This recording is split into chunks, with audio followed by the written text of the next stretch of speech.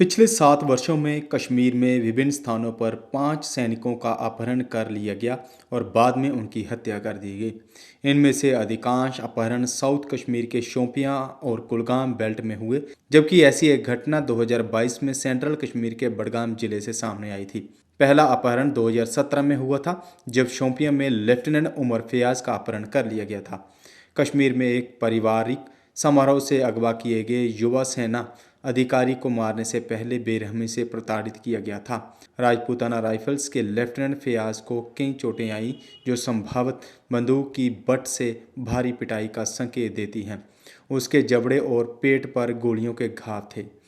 अपहरण से समुदाय में शोक की लहर फैल गई और लोगों ने इसकी व्यापक रूप से निंदा की, क्योंकि ये संभव घाटी में पहली घटना थी कि 1991 के बाद से अपने घर पर छुट्टी पर गए एक कश्मीरी सेना अधिकारी की हत्या कर दी गई थी।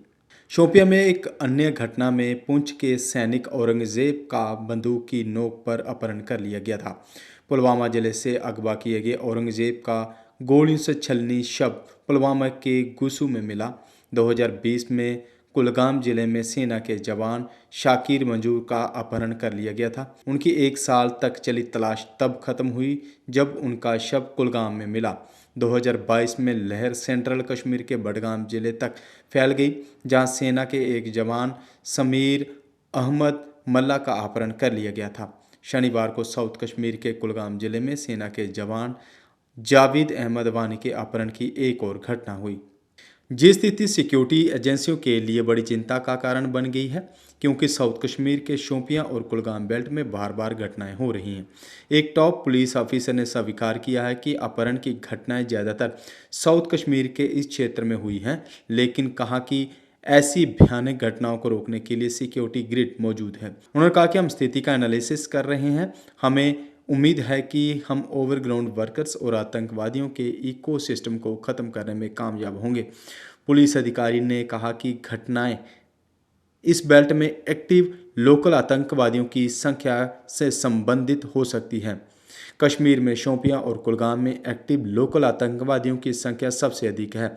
यही कारण है कि स्थानीय सेना के जवानों द्वारा सावधानी बरतने के बावजूद इस बेल्ट में ऐसी घटनाएं होती रहती हैं।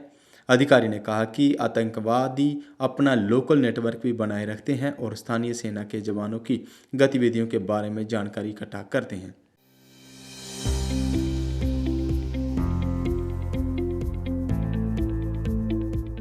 एक्साइड नियो अब आया है नए रंगों व फीचर्स के साथ। मजबूत बॉडी, शानदार डिजाइन, आरामदायक राइड और असाधारण खूबियों से लैस नए जमाने की इस ई रिक्शा में मिलेगा रियर व्यू मिरर, जो LCD डिस्प्ले में बदल जाए और ड्राइवर को बिना सर घुमाए गाड़ी को बैक करने में मदद करे। इस तकनीक में पहली बार पीछे कैमरा लगाकर ये अनूठी विशेषता प्रदान की गई है।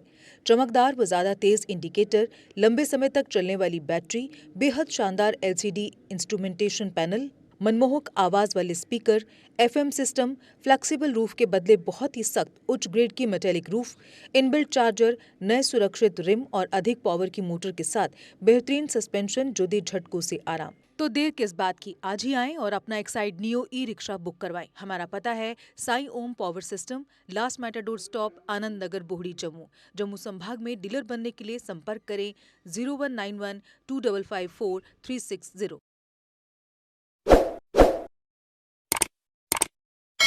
जम्मू कश्मीर की खबरों के लिए जुड़े रहिए GK अपडेट के साथ।